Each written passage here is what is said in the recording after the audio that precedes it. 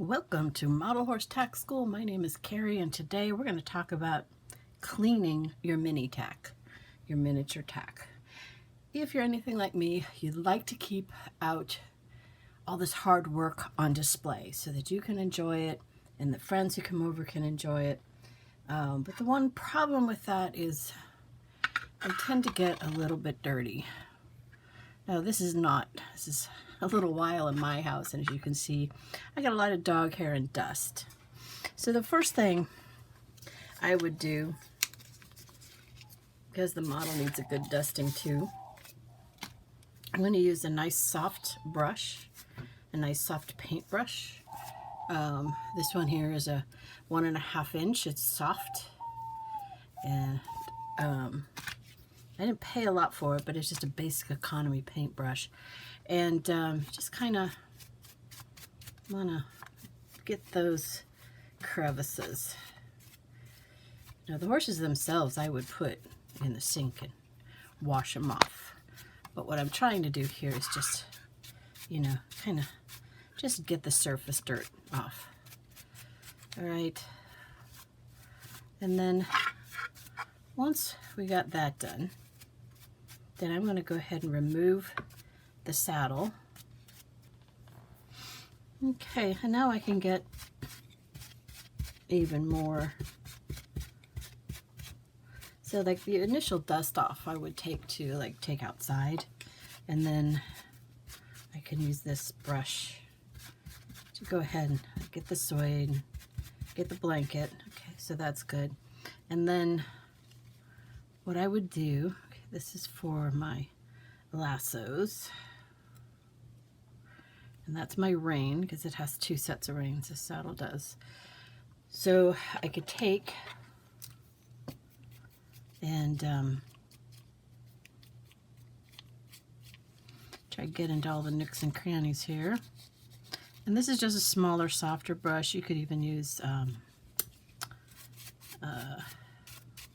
makeup brushes if you don't want to use a paintbrush. Yeah, the stiff one's working better than that one, so I'll continue using this one. Even though it's soft, it's still a lot stiffer than that other one. So see, get under here, get everywhere, all the nooks and crannies. Now the other thing that you might want to do, and my tack really needs it because it's been sitting out for a while, is I need to condition it. Neat's Foot Oil, and it's good for conditioning and cleaning a saddle. So it does change the color until it dries.